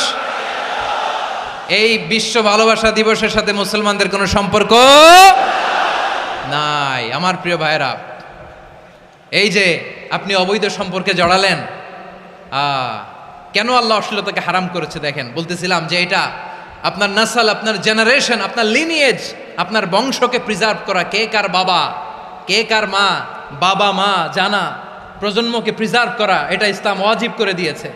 এই যে অবৈধ সম্পর্কের কারণে, বিশ্ব বেহায়া দিবসের কারণে, এগুলোর আউটপুট হিসেবে মাঝে মাঝে এই ঢাকা মেডিকেলের ডাস্টবিনে নবজাতকের বাচ্চার কান্নার আওয়াজ শুনতে পাওয়া যায়। চট্টগ্রাম মেডিকেলের ডাস্টবিনে নবজাতকের কান্না শুনতে পাওয়া যায়। বীর চট্টলার মুসলমানেরা বুঝতে পারলে আওয়াজ করে বলেন, এই যে চট্টগ্রাম মেডিকেলে যে নবজাতকটা পাওয়া গেল, ওর বাবাকে আমাকে বলেন, ওর বাবাকে, ওর মাকে, ও কোন ফ্যামিলির সন্তান কেউ জানে? আপনি হিউম্যান ডিগনিটিকে অপমান করেছেন না? আপনি তার ভবিষ্যৎকে অন্ধকার করেছেন না? আপনি তার লিনিয়েজকে প্রশ্নবিদ্ধ করে দিয়েছেন না? এই জন্য আল্লাহ তাআলা অশ্লীলতাকে আমাদের জন্য হারাম করে দিয়েছেন। পড়েন সুবহানাল্লাহ। এই জন্য রাব্বুল আলামিন বলেন, কুল ইন্নামা হাররামা রাব্বিয়াল ফাওয়াহিশা মা যাহারা মিনহা ওয়া মা বাতান। প্রকাশ্য অপ্রকাশ্য সব অশ্লীলতাকে হারাম ঘোষণা করে দিয়েছে কে? আবার দুনিয়ার বুকে যারা অশ্লীলতার প্রসার করে তাদের জন্য শাস্তি মজুদ রেখেছে কে? রব্বুল আলামিন বলেন, ইন্নাল্লাযীনা ইউহিব্বুনা আন তাশিআল ফাহিশাতু ফিল্লাযীনা আমানু লাহুম আযাবুন আলীমুন ফিদ দুনিয়া ওয়াল আখিরাতি ওয়াল্লাহু ইয়ালামু ওয়া আনতুম লা তা'লামুন। নিশ্চয়ই যারা বিশ্বাসীদের মাঝে অশ্লীলতার প্রচার প্রসার করতে চায় তাদের জন্য আমি মর্মন্তুদ শাস্তি প্রস্তুত করে রেখেছি, দুনিয়াতেও রেখেছি, আখিরাতেও রেখেছি। ঘোষণাটা কার? যারা এই নাটকের নামে, সিনেমার নামে, রূপালী জগতের নামে, মুভির নামে, ওটিটি প্ল্যাটফর্মের নামে আমার সমাজে অশ্লীলতা ছড়াতে চায় তাদের জন্য কঠিন মর্মন্তুদ শাস্তি মজুদ রেখে দিয়েছে কে? ও আমার বোনেরা, এখনো আপনি জাগবেন না? এখনো আপনার চিন্তার দুয়ারে এখনো নাড়া পড়ে নাই? ওরা আপনাকে উলঙ্গ বানাতে চায়, ওরা আপনাকে আইটেম গার্ল বানাতে চায়। এজন্য ইসলাম অশ্লীলতাকে হারাম করেছে। হারাম। ইসলাম বলেছে যোজন যোজন দূরে থাকো, ওরা বলে না কাছে আসো, কাছে আসার গল্প, ক্লোজ আপ ওয়ান, কাছে আসার গল্প আছে না নাই? চট্টগ্রামে তো এগুলো নাই মাশাআল্লাহ। হ্যাঁ, এখানেও আছে ক্লোজ আপ ওয়ান, কাছে আসার গল্প। আল্লাহ বলেন ওয়ালা তাকরাবুজ জিনা, কাছেও এসো না, জিনা থেকে যোজন যোজন কিলো দূরে থাকো, ওরা বলে কাছে আসার গল্প। আমার বীর চট্টলার ভাইয়েরা, কাছে আসতে হলে আমরা কোরআনের কাছে আসব, কাছে আসতে হলে নবীর কাছে আসব, কাছে আসার গল্প হবে আমার রবের কাছে আসার গল্প। চিল্লায় বলো ঠিক কিনা?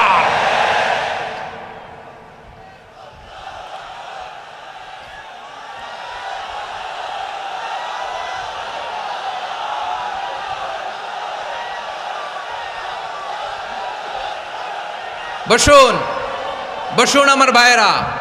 তাহলে অশ্লীলতার সাথে আমাদের কোনো সম্পর্ক সবাই বলতে পারেননি, আওয়াজ করে বলুন, অশ্লীলতার সাথে আমাদের কোনো সম্পর্ক? আমরা এই সমস্ত ক্লোজ আপ ওয়ান, কাছে আসার গল্পের প্রোগ্রামে যাব? আমরা কোন ধরনের অশ্লীল কন্টেন্ট সোশ্যাল মিডিয়ায়, টিভিতে দেখব? কি যুগ যে আমরা কাটাচ্ছি আপনি কল্পনা করতে পারবেন না। পর্ন ইন্ডাস্ট্রি, নারী পুরুষের বস্ত্রহীন যুগল দৃশ্য, এটাকে দিয়ে ওরা কোটি ডলারের ইন্ডাস্ট্রি বানিয়েছে। পুরো মানব ইতিহাসে এরকম জঘন্য সময় মানব ইতিহাস পার করে নাই। পর্ন এটা ইন্ডাস্ট্রি হয়ে গেছে। আমাদের এই যুবকগুলো, জেনজিগুলো, ওদের চরিত্র বাঁচাবে কি করে? কেমন করে হেফাজত করবে ওদের এই মূল্যবান চরিত্র? আমার প্রিয় ভাইয়েরা, এই অশ্লীলতার দ্য লেটেস্ট ভার্সন হচ্ছে LGBTQ, শরীফ থেকে শরীফা। শুনছেন আপনারা? দেখতে পুরুষ, আসলেই পুরুষ, সুস্থ একজন পুরুষ, 4 সন্তানের বাবা, বলে আমি মনে মনে নারী। দেখতে নারী, সুস্থ নারী, আসলেই সে দিব্যি একজন নারী, বলে আমি মনে মনে পুরুষ। সবচেয়ে ভয়ঙ্কর অশ্লীলতার সবচাইতে লেটেস্ট ভার্সন হচ্ছে এই ট্রান্সজেন্ডারিজম। সুস্থ পুরুষ তার বায়োলজিক্যাল গ্রোথকে হরমোন দিয়ে স্টপ করে দিয়ে সে সার্জারি করে নারী হতে চায়, সুস্থ নারী পুরুষ হতে চায়। পুরুষ পুরুষের প্রতি সেক্সুয়ালি আকর্ষণ বোধ করে, এটা লূত আলাইহিস সালামের কওমের মধ্যে ছিল। এটাকেও আল্লাহ কোরআনে ফাহিশা বলেছেন। ওয়ালুতান ইয ক্বালা লিকওমিহি আতাতুনাল ফাহিশাতা মা সাবাকাকুম বিহা মিন আহাদিম মিনাল আলামিন। লূত আলাইহিস সালাম বললেন, তোমরা কি এমন এক অশ্লীল কার্যক্রমে ডুব দিলে নাকি যেটা গোটা বিশ্বের কেউ কখনো করে নাই, তোমরাই প্রথম করেছো? পড়েন নাউযুবিল্লাহ। এই পশ্চিমের এই রোগ আমার দেশে যেন আসতে না পারে, আমাদের সজাগ থাকতে হবে। প্রিয় ভাইরা, চিল্লায় বলেন ঠিক কিনা? পশ্চিমের অবস্থা ভয়ঙ্কর। পাশ্চাত্যে, আমি যুক্তরাষ্ট্রে ছিলাম অনেক দিন, কয়েক মাস, বিভিন্ন স্টেটে ঘুরেছি। গার্ডিয়ানরা উদ্বিগ্ন, ছেলে মেয়েদেরকে, ছোট্ট ছেলে মেয়ে, ওদেরকে জিজ্ঞেস করে, তুমি how do you feel right now inside yourself? তুমি ভিতরে ভিতরে কেমন ফিল করো? তোমার কি ছেলে ছেলে লাগে না মেয়ে মেয়ে লাগে? আচ্ছা বলেন, এই ছোট্ট বাচ্চাটা ওকে এগুলো জেন্ডার অ্যাসাইনমেন্ট বলতে এগুলো কিছু বুঝে? এইভাবে মিসগাইড করা হচ্ছে। কৌতূহল বশত ছোট্ট ছেলে যদি বলে আমার তো মেয়ে মেয়ে লাগে, তখন বলে যে না তুমি মেয়ে, ছেলে না। মা বাবা বাধা দিলে ওকে আলাদা গভর্নমেন্ট হাউসে নিয়ে যায়। ভয়ঙ্করতম অবস্থা। আমরা একটা সময়ে শুনতাম যে হুজুর আমার ছেলেটা খুব ভালো, হাফেজে কোরআন, আল্লাহওয়ালা। হুজুর আমার ছেলে দাড়ি রাখছে, আল্লাহওয়ালা। হুজুর আমার ছেলে 5 ওয়াক্ত সালাত জামাতের সাথে পড়ে, তার মানে আল্লাহওয়ালা। পশ্চিমে যে আমি কি শুনছি জানেন? ওরা বলে হুজুর আমার ছেলেটা ইউনিভার্সিটির একটা মেয়ের সাথে প্রেম করে, ও খুব আল্লাহওয়ালা, হুজুর দোয়া করবেন। এর কারণ ওদের কাছে আল্লাহওয়ালার ক্রাইটেরিয়া হচ্ছে হুজুর আমার ছেলেটা আরেক ছেলেরে পছন্দ করে নাই, আমার মেয়েটা আরেক মেয়েকে ভালোবাসে নাই, এজন্য আমার ছেলেটা আল্লাহওয়ালা, হুজুর ওর জন্য একটু দোয়া করে দিয়েন। কি চ্যালেঞ্জ ওরা ফেস করতেছে। ওনার ছেলে যে আরেক ছেলেরে বিয়ে করবে না, এটাতেই উনি খুশি যে আলহামদুলিল্লাহ আমার ছেলেটা একটা মেয়েরে ভালোবাসে, আমার মেয়েটা একটা ছেলেরে ভালোবাসে, মানে এটা খুব আল্লাহওয়ালা। নাউজুবিল্লাহ পড়তে পারলেন না? এজন্য অশ্লীলতার সাথে আমাদের কোনো সম্পর্ক। রব্বুল আলামিন বলেন ওয়ায়ানহা আনিল ফাহশাই ওয়াল মুনকারি ওয়াল বাগি, 3টা জিনিসকে আমি নিষিদ্ধ করলাম। 1 নাম্বার হলো ফাহশা, অশ্লীলতা। 2 নম্বরে হলো মুনকারের সমস্ত মন্দ কাজ। আপনাদের মনোযোগ আছে না? শেষ করে দিব? আর 2-1 মিনিট শুনবেন? আচ্ছা বলি তাহলে, আর 2-1 মিনিট। তাহলে নিষেধাজ্ঞা জারি করেছেন 3টা জিনিসের উপর। 1 নাম্বার কি? ফাহশা, অশ্লীলতা। 2 নাম্বার মুনকার। মুনকার মানে হচ্ছে যত মন্দ কাজ, খারাপ কাজ, বাজে কাজ, এটার বলে মুনকার। এটার কি বলে? আপনারা পড়ছেন না? তা'মুরুনা বিল মা'রুফি ওয়া তানহাউনা আনিল মুনকার। ভালো কাজের আদেশ, সৎ কাজের আদেশ, অসৎ কাজের নিষেধ। মুনকার, মুনকার হচ্ছে মানুষের স্বাভাবিক বিবেকবোধ যেটাকে খারাপ বলে, ওইটাই মুনকার। পৃথিবীর সব আসমানি গ্রন্থ যেটাকে খারাপ বলেছে, মানুষের স্বাভাবিক বিবেকবোধ যেটাকে খারাপ বলেছে, এগুলো সব মুনকার। যেমন ইফটিজিং, এটা কি ভালো না খারাপ? মজুদদারি, খাদ্যে ভেজাল দেওয়া, ওজনে কম দেওয়া, মাছে ফরমালিন মিশানো, চাঁদাবাজি, টেন্ডারবাজি, দখলবাজি, এগুলো আমাদের স্বাভাবিক বিবেকেই বলে এগুলো খারাপ, এগুলো হচ্ছে মুনকার। আল্লাহ তাআলা এই মুনকার থেকে আমাদেরকে বেঁচে থাকতে বলেন, আর শয়তান এই মুনকারের প্রতি আমাদেরকে উদ্বুদ্ধ করে। আল্লাহ তাআলা বললেন, ইয়া আইয়ুহাল্লাযীনা আমানু লা তাত্তাবিউ খুতুওয়াতিশ শাইতান ফাইন ওয়া মান ইয়াত্তাবি' খুতুওয়াতিশ শাইতানি ফাইন্নাহু ইয়া'মুরু বিল ফাহশাই ওয়াল মুনকার। আল্লাহ বললেন, আমার গোলামেরা শোনো শোনো, ও আমার বিশ্বাসী বান্দারা খবরদার, তোমরা কশিনকালেও শয়তানের পদাঙ্ক অনুসরণ করবে না, কারণ শয়তান তোমাদেরকে অশ্লীলতা এবং মন্দ কাজের দিকে উদ্বুদ্ধ করে। আমাদের কাজ হচ্ছে শয়তান আমাদেরকে যেদিকে নিতে চায় আমরা তার উল্টা দিকে যাব, ঠিক কিনা বলে? শয়তান এই মন্দ কাজকে আমাদের কাছে বিউটিফাই করে, চাকচিক্যময় করে আমাদের সামনে উপস্থাপন করে। এজন্য আল্লাহ বলেন, মুনকারকে থামাতে হবে, মুনকার প্রতিরোধ করতে হবে। মুনকার প্রতিরোধের দায়িত্ব শুধু আমাদের নাকি? শুধু আপনার খতিব সাহেবের, ইমাম সাহেবের, নাকি মুসলিম উম্মার সবার? আওয়াজ করে বলুন, মুনকার অসৎ কাজ প্রতিরোধের দায়িত্ব কার? রাব্বুল আলামিন বলেন, কুনতুম খায়রা উম্মাতিন উখরিজাত লিন-নাসি তা'মুরুনা বিল মা'রুফি ওয়া তানহাউনা আনিল মুনকার। তোমাদেরকে শ্রেষ্ঠ জাতি করে জমিনের মধ্যে আবির্ভূত করা হয়েছে, যাতে করে তোমরা জমিনের ভেতরে সৎ কাজের আদেশ করতে পারো আর অসৎ কাজের নিষেধ করতে পারো। উম্মা কুনতুম খায়রা, তাহলে গোটা উম্মার দায়িত্ব, এটা বুঝতে পারছেন তো? আচ্ছা, আরো নিচে আসেন। এরপরে আল্লাহ বললেন, শুধু উম্মা না, এই জমিনের রাজত্ব আমি যাদের হাতে দেই, এই জমিনের মালিক আমি যাদেরকে বানিয়ে দেই, যাদেরকে আমি সরকারের দায়িত্ব দেই, তাদেরকেও মুনকার প্রতিরোধের দায়িত্ব দিয়েছে কে? আল্লাহ বলেন, যারা ক্ষমতার মসনদে বসেছে তাদেরকে 4 দফা কর্মসূচি আমি আল্লাহ দিলাম। আওয়াজ করে বলেন, কয় দফা? আল্লাহ বলেন, আল্লাযীনা ইম্মাক্কান্নাহুম ফিল আরদি আকামুস সালাতা ওয়া আতাউয যাকাতা ওয়া আমারু বিল মা'রুফি ওয়া নাহাউ আনিল মুনকার ওয়ালিল্লাহি আকিবাতুল উমুর। যারা এই জমিনের উত্তরাধিকার হয়েছে তারা 4 দফা কর্মসূচি নিয়ে সামনে আগাবা। সালাত কায়েম করবা, যাকাত আদায় করবা, সৎ কাজের আদেশ দিবা, অসৎ কাজ থেকে মুনকার প্রতিরোধ করবা। আদেশটা কার? আমার প্রিয় চট্টলার ভাইয়েরা, পুরো উম্মার দায়িত্ব মুনকার প্রতিরোধ করা, সরকার প্রধানের দায়িত্ব মুনকার প্রতিরোধ করা। এরপর আল্লাহ বলেন, প্রতিটা ফ্যামিলির যিনি প্রধান সিইও বাবা, প্রত্যেক বাবারও দায়িত্ব এই মুনকার প্রতিরোধ করা। আওয়াজ করে বলেন, ঠিক কিনা? যেমনটি সাইয়েদনা লুকমান আলাইহিস সালাম ওনার কলিজার টুকরা সন্তানকে আদেশ করেছেন, ইয়া বুনাইয়া আকিমিস সালাতা ওয়া'মুর বিল মা'রুফি ওয়ানহা আনিল মুনকার। পড়েন সুবহানাল্লাহ। বাবা ছেলেকে সবক দিচ্ছে। কে সবক দিচ্ছে? কাকে? লুকমান আলাইহিস সালাম ছেলেকে বলতেছে, ওরে আমার কলিজার টুকরা সন্তান, ওরে আমার বাছা, নামাজ কায়েম করবা, সৎ কাজের আদেশ দিবা, আর মুনকার প্রতিরোধ করবা, অসৎ কাজ, সমাজ থেকে খারাপ কাজকে ঝেঁটে বিদায় করে দিবা। তাহলে দেখেন, আমি স্টেপ বাই স্টেপ নামলাম।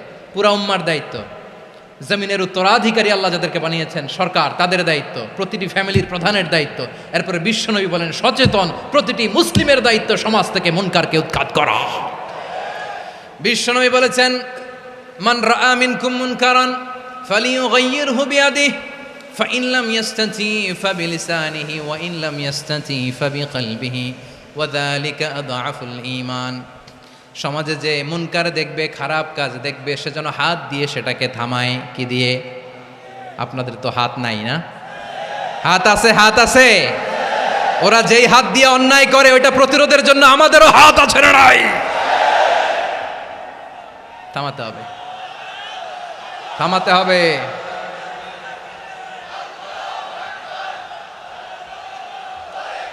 বসুন, আমার প্রিয় ভাইয়েরা, ওরা ওদের যেই হাত দিয়ে টেন্ডারবাজি করে, চাঁদাবাজি করে, ইফটিজিং করে, দখলবাজি করে, যেই হাত দিয়ে, ওই মুনকার থামায় দেওয়ার জন্য আল্লাহর দিয়ে আমাদেরও দুটি হাত আছে না নাই?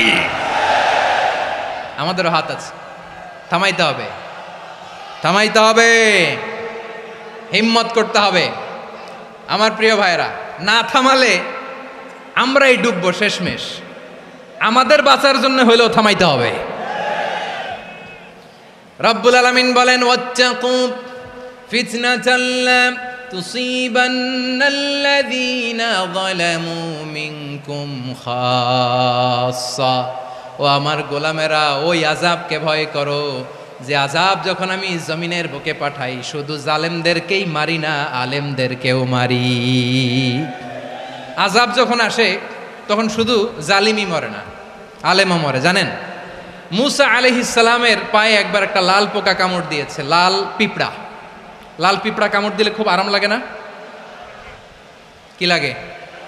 হ্যাঁ, জলে না? লাল একটা পিঁপড়া কামড় দিছে,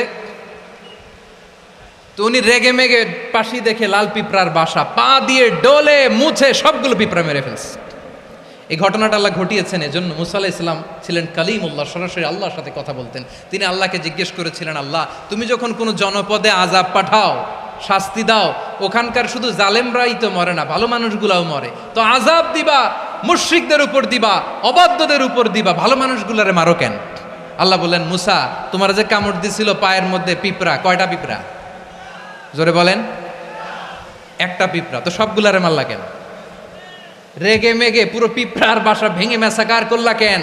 এই মুসা, আমি যখন অ্যাকশনে যাই, আমি যখন শাস্তি দেই, তখন এত বাস বিচার করা হয় না, বাস বিচার করা যায় না। যখন অ্যাকশনে যাওয়া হয়, ওইটা ডাইরেক্ট অ্যাকশন হয়ে যায়। চিল্লায় বলো ঠিক কি না? এজন্য আমাদের বাঁচার জন্য হলেও এই পাপ থামাতে হবে, এই শয়তানের অট্টহাসি থামাতে হবে, অন্যায় অপরাধ সমাজ থেকে আমাদের থামাতে হবে। কারণ আযাব আসলে ওরাও মরবে, আমরাও মরব। একটা জাহাজ 2 তলা, আপনি আছেন 2য় তলায়, শুনতেছেন? শুনতেছেন? জাহাজ কয় তলা? আপনি কোন তলায়? 2য় তলায়। নিচের তলার কিছু লোক জাহাজের তলা ছিদ্র করতে আরম্ভ করছে। কি ছিদ্র করতেছে? আচ্ছা, জাহাজের তলা ছিদ্র করলে তলা দিয়ে কি ঢুকে? এখন আপনি যদি বলেন আমার কি, আমি তো 2 তলায়, আমার কি, আমি তো সেফ, আমি ইন দ্য সেফ জোন, আমি তো ভালো আছি, আমি তো ভালো আছি, ওরা ছিদ্র করে ওরা মরবে। আসলে কি শুধু ওরা মরবে, নাকি তলা ফুটো হলে ভিতরে পানি ঢুকলে আপনারও সলিল সমাধি হবে? তলা দিয়ে যখন পানি ঢুকবে, জাহাজ ঢুকলে আপনিও মরবেন। এজন্য নিজে মরার আগে ওই পাগলগুলোর নিচতলায় যে থামাতে হবে। চিল্লায় বলেন ঠিক কি না? এজন্য আল্লাহ বললেন, মুনকার প্রতিরোধের দায়িত্ব সমাজের টপ টু বটম সবার। পুরো আম্মার দায়িত্ব, সরকার প্রধানের দায়িত্ব, প্রতিটি ফ্যামিলির প্রধান বাবার দায়িত্ব, বিশ্বনবী বললেন প্রতিটি সচেতন মুসলিমের দায়িত্ব। এজন্য মুনকার প্রতিরোধ করার দরকার আছে না নাই? সমাজে এই যে ইফটিজিং হয়, আপনার বোনের বয়সী একটা মেয়েকে কিছু বকাটে টিটকারি করে, এই বলে সেই বলে, নোংরা কথা বলে, রাস্তায় দেখেও আপনি পাশ দিয়ে না দেখার মতো চলে যান কেন? আপনি দাঁড়ান না কেন? আপনি দাঁড়ালেই তো থেমে যাবে। কারণ সত্যের যে শক্তি, তার সামনে মিথ্যা মুখ থুবড়ে পড়ে। আপনার সামনে ও কিছুই না, নাথিং। আপনি দাঁড়ান, ওকে প্রশ্ন করেন যে আমার বোনকে তুমি ডিস্টার্ব করো কেন? আপনাকে দেখে আরো 5 জন দাঁড়াবে, 5 জনকে দেখে আরো 10 জন দাঁড়াবে। আমাদের নীরবতা আর আমাদের নিশ্চুপ থাকাই জালিমদেরকে আরো শক্তিশালী জালিম বানিয়েছে। এজন্য মুনকার প্রতিরোধের দায়িত্ব আমাদের সবার। টেন্ডারবাজি, চাঁদাবাজি, দুর্নীতি, অপরাধ, দখলদারিত্ব, মজুদদারি, এগুলো সব কিছু একসাথে প্রতিরোধ করতে হবে। ঠিক কিনা বলেন? একটা মানবিক সমাজ যদি চাই, প্রতিরোধ করতে হবে। প্রিয় ভাইয়েরা, আল্লাহর শপথ নিয়ে বলি, এই নাসিহাতগুলো সবার জন্য, সব দলের জন্য, সব মতের মানুষের জন্য। আমরা কোনো দলের প্রতি মানুষকে ডাকি না, আমরা ডাকি ইসলামের দিকে। সব দলের, সব মতের, সব মানুষদেরকে আমরা আহ্বান জানাই, আসুন আমরা একটা সুন্দর সমাজ বিনির্মাণ করি। এই যে নতুন বাংলাদেশের এক সুযোগ এসেছে, আর জীবনে হয়তো আসবে না। সামনের 100 বছর এই সময় আসবে না। আসুন দেশটাকে আমরা সাজাই, আসুন আমরা দুর্নীতি বন্ধ করি, আসুন আমরা চাঁদাবাজি বন্ধ করি, আসুন আমরা দখলদারিত্ব বন্ধ করি, আসুন আমরা এক দল আরেক দলকে নিশ্চিহ্ন করার যে রাজনীতি এটা বন্ধ করি। সব দলের প্রতি আমার আহ্বান। আমি কিছুদিন আগে একটা নিউজ দেখলাম, ওই যে লন্ডনে বসে জনাব তারেক রহমান সাহেবকে আমি ধন্যবাদ দিতে চাই। উনি সংবাদ শোনা মাত্রই ওনার দলের অনেক চাঁদাবাজকে উনি বহিষ্কার করেছে। I do appreciate. প্রতিটি দলের এরকম ইনিশিয়েটিভ নেওয়ার দরকার আছে না নাই? যে কোনো দলে এই প্র্যাকটিসটা থাকার দরকার আছে না নাই? চাঁদাবাজদের সাথে আপনারা নিজেদেরকে মুক্ত ঘোষণা করবেন যে এরা আমার দলের কর্মী হতে পারে না। আমরা চাঁদাবাজ মুক্ত বাংলাদেশ চাই, জুলুম মুক্ত বাংলাদেশ চাই, ফ্যাসিজম মুক্ত বাংলাদেশ চাই, গুণ খুন খারাপি মুক্ত বাংলাদেশ চাই। আমরা নতুন ভোরের বাংলাদেশ চাই। ওই বাংলাদেশ পাওয়ার জন্য মুনকার প্রতিরোধে, অন্যায় প্রতিরোধে যদি বাঘের বাচ্চার মতো, আবু সাইদের মতো 2 হাত উঁচু করে বুককে টান টান করে প্রসারিত করে দাঁড়াতে হয়, রাজি আছো মুসলমান? কারা কারা রাজি? আল্লাহকে হাত দেখিয়ে প্রতিজ্ঞা করো।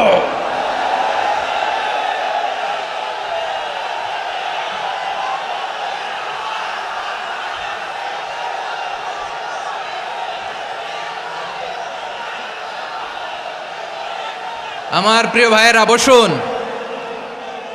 বসুন আমার ভাইয়েরা। রাব্বুল আলামিন বলেন, ওয়ায়ানহা আনিল ফাহশাই ওয়াল মুনকারি ওয়াল বাগি ইয়াইদুকুম লাআল্লাকুম তাযাক্কারুন। বসুন।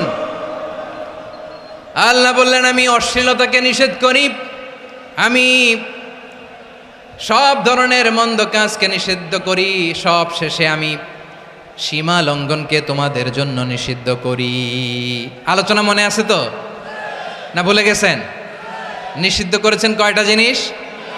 1 নম্বরে অশ্লীলতা, 2 নম্বরে মুনকার তথা সব মন্দ কাজ, 3 নম্বরে আল বাগি সীমা লঙ্ঘন, ক্রসিং দ্য লিমিট। সীমা লঙ্ঘন করা ভালো না। We all should know our limits. চিল্লায় বলেন ঠিক কিনা?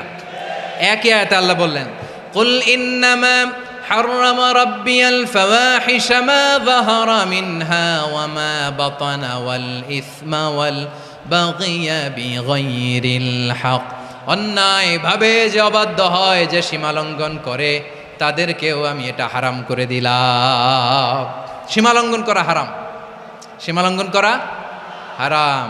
আল্লাহ বারবার আমাদেরকে ওয়ার্নিং দেয়। যখন আমরা থামি না তখন আল্লাহ ধরে, আর যখন ধরে তখন ছাড়ে না।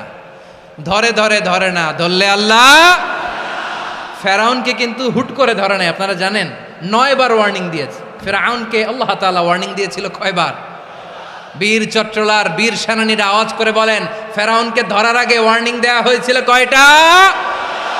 রাব্বুল আলামিন বলেন, ওয়ালাকাদ আতাইনা মূসা 9 আয়াতিন বাইয়িনাত। 9টা মুআজিজা দেখিয়েছি। 1 2 3 বারবার এইভাবে রিমাইন্ডার, ওইভাবে রিমাইন্ডার, এইভাবে নাসিহাত, ওইভাবে দাওয়া। ফাকুলা লাহু কাওলান লাইয়িনা, নরম করে বলো, সফট করে বলো, যত ওয়ে হতে পারে দাওয়া মেথডোলজির। মূসা আলাইহিস সালামের সব অ্যাপ্লাই শেষ। 10ম বারে যে আল্লাহ ধরছে, 10ম বারে যে ধরেছে। এজন্য আল্লাহ বলেন, আমি সীমালঙ্ঘনকে পছন্দ করি না। কোরআনের অন্য আয়াতে বাগীকে বলা হয়েছে আল ইতিদা। সীমালঙ্ঘন যারা করে তাদেরকে আল্লাহ বলেছেন মুতাদিন। ওয়াকাতিলু ফি সাবিলিল্লাহিল্লাযীনা ইউকাতিলুনাকুম ওয়ালা তা'তাদু ইন্নাল্লাহা লা ইউহিব্বুল মুতাদিন। আমি সীমালঙ্ঘনকারীদেরকে কোশ্চিনকালেও পছন্দ করি না। আমরা যেন সীমালঙ্ঘন না করি। রাজি আছেন তো? যে কোনো ক্ষেত্রে ইবাদতে যেন সীমালঙ্ঘন না করি। অনেকে আমরা ইবাদতে সীমালঙ্ঘন করে ফেলি। বিশ্বনবী সাল্লাল্লাহু আলাইহি ওয়াসাল্লাম যেটা শিখিয়েছেন এর বাইরে যে অতিরিক্ত বুজুর্গ হতে চায়, এরকম আছে না নাই? করা যাবে না, কোনো ক্ষেত্রেই সীমালঙ্ঘন করা যাবে, এমনকি যুদ্ধক্ষেত্রেও না। বিশ্বনবী সাল্লাল্লাহু আলাইহি ওয়াসাল্লাম বলেন, খবরদার যুদ্ধক্ষেত্রেও সীমালঙ্ঘন করো না। কি সুন্দর ইসলাম আমরা পেয়েছি। বিশ্বনবী বলেন, খবরদার যুদ্ধের ময়দানে কোনো নারীর গায়ে হাত তোলো না, কোনো শিশুর গায়ে হাত তোলো না, কোনো গবাদি পশু হত্যা করো না, কোনো শস্যক্ষেত্র ধ্বংস করো না, ইবাদতরত অন্য ধর্মের কোনো সন্ন্যাসীর গায়ে হাত তোলো না। বলেন সুবহানাল্লাহ।